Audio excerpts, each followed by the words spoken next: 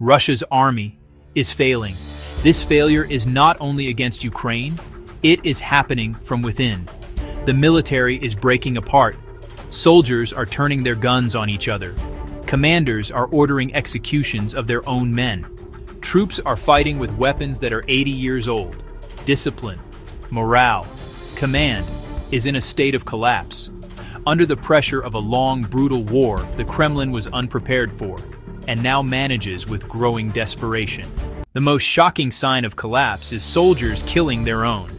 These are not fog of war accidents. They are deliberate acts. Reports are becoming more frequent. Unit cohesion and trust have broken down. At a base near Moscow, a conscript snapped. Facing the front, he opened fire on fellow soldiers, killing two, wounding another, then turning the gun on himself. Far from the front, the pressure is unbearable. In Zaporizhzhia, a recruited prisoner, Maxim Fedorchenko, threw a grenade into a dugout where comrades slept, then shot survivors and fled. A policy of recruiting convicts created this volatility. As the war grinds on and casualties mount, Russia increasingly relies on a desperate strategy, filling its ranks with unwilling and unprepared fighters. The professional army that invaded in 2022 has been severely attrited, forcing the Kremlin to turn to more controversial sources of manpower to sustain its offensive operations.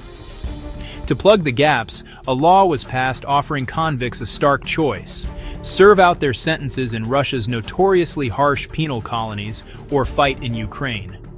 The initial recruitment drive was spearheaded by the Wagner mercenary group, but the practice was later formalized and taken over by the Ministry of Defense. The promise is a full pardon and a clean slate. Independent analysis, including reports from outlets like the BBC, suggests that as many as 180,000 convicts have been recruited to serve at the front. This massive influx has fundamentally altered the composition and character of Russia's ground forces. Many of these recruits have histories of violent crime, injecting a volatile element of chaos and indiscipline into the ranks. Their presence often undermines unit cohesion and professionalism. The case of Ivan Fedorchenko, who deserted and committed further crimes after his deployment, highlights the inherent risk of arming offenders and releasing them back into society. Fighting alongside them are conscripts, young men drafted into their mandatory year of military service, often with no intention of ever seeing combat. Officially, the Kremlin insists they are not sent to combat zones unless they voluntarily sign a professional contract. But reports from soldiers and rights groups describe a system of intense pressure and coercion, pushing them to sign within months of their enlistment. For these men trapped between duty and danger, a profound sense of hopelessness crushes morale. Compounding the problem, their training is dangerously insufficient, often lasting just a few weeks. One conscript, Alexander, told RFE/RL his entire preparation consisted of a couple of sessions at a firing range and nothing more. He was initially sent to dig trenches, only to be thrust onto the front line, treated as little more than cannon fodder. This creates a stark two-tier army, a corps of seasoned elites, and a vast, disposable mass of expendables. Discipline is enforced through fear. Alexander recounted his terror.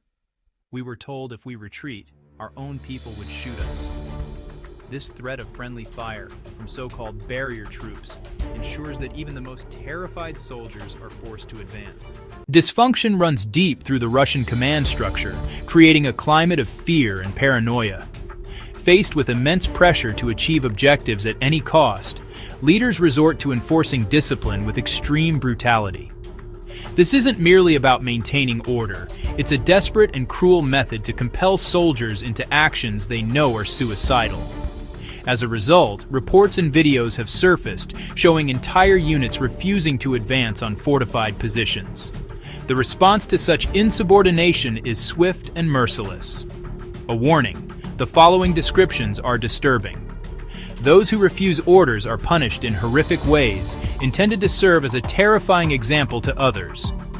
In one verified video, 4 soldiers were found handcuffed to trees at the edge of a forest. They had been abandoned by their own unit, left without food or water. Their only hope was that Ukrainian forces would find them before they died of exposure or dehydration. In the eyes of their commanders, these men were no longer soldiers. They were disposable objects, their lives forfeit. This is not discipline, it is barbarism, a complete breakdown of military ethics. The brutality turns inward, with a shocking frequency of fratricide. Intercepted radio communications, analyzed by multiple intelligence agencies, capture explicit orders to shoot other Russian units, often those retreating or failing to hold a position. Shoot them! A commander snarls in one intercept, referring to an adjacent battalion. Annihilate them all! This callousness extends to the army's own wounded. Instead of receiving care, injured soldiers are often seen as a liability. They are frequently executed by their own comrades or simply abandoned on the battlefield to die. For these men, a rifle butt or a final gunshot replaces medical aid. It is a chillingly practical and inhuman solution to a logistical problem. Independent analysis by organizations like ABN, corroborating field reports and soldier testimonies, suggests these killings are not isolated incidents. They are systematic. A dark, unwritten policy driven by a command structure that has embraced atrocity as a tool of war. On the front lines, the Russian military's logistical network has fractured, creating a vacuum where official supply chains should be. This systemic failure forces a grim and desperate form of self-sufficiency, looting the dead for basic survival gear. Many soldiers are sent into the crucible of combat without essential equipment like boots or protective vests, a deficiency that turns manageable risks into fatal encounters. As reported by Euromaidan Press, these shortages are not just inconvenient, they are absurd and deadly. The gap between the army's promises and the soldier's reality is filled with whatever can be scavenged. In the chaotic aftermath of a firefight, bodies are stripped for their gear within minutes. A helmet, a plate carrier, a pair of boots. These items become trophies of survival. In one intercepted call, a soldier gleefully thanks a dead man for his gear, his relief eclipsing the horror of the situation.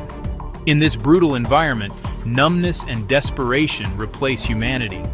But this scavenging isn't always a spontaneous act of desperation. Sometimes it's premeditated. Intercepted communications, verified by Ukrainian intelligence, reveal a chilling normalization of this practice. We already took his stuff, thought he was a 200. When told the soldier they looted might still be alive, the response is devoid of remorse. He needs to be shot. This moral decay on the battlefield is a symptom of a deeper disease. The corruption starts at the top, trickling down from the highest echelons of power to the muddy trenches. The BBC highlighted the case of Nikita Kursa, a soldier who survived the front only to be preyed upon by his own side. Upon returning home, he was forced to pay a staggering $32,000 bribe, nearly half his total earnings from the war, just to avoid fabricated charges.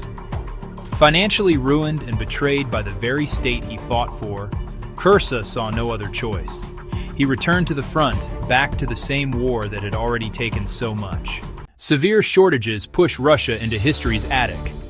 German detonators from years in captured Russian depots, troops found with 80-year-old weapons and ammunition. Reports claim some are breaking into museums for arms. The irony, denazification claims, and Nazi-era gear in the field. Rhetoric of anti-fascism meets logistical collapse. Outdated, unreliable tech against modern Western weapons. Stocks depleted or undeliverable to the front. Handed a rifle older than his grandfather, he knows he's expendable. An expendable piece in a failing machine. A ghost armed with the ghosts of a past war. The image of power collapses under the reality of decay. The evidence is overwhelming and clear. Russia's army is collapsing from within. Not a single loss, but a systemic crisis. Comrades shooting comrades. Commanders ordering executions, even of the wounded. Looting the dead for basics. Convicts and coerced conscripts redefine expendability. 80-year-old weapons fill modern shortages. Interconnected failures form a vicious cycle. Survival replaces patriotism. Threats come from every direction. An army at war with itself cannot fight effectively. Every operation grows more costly, for all involved. The front's madness mirrors the state itself. Until deep internal wounds are treated, Russia's military will falter, and the human tragedy will deepen.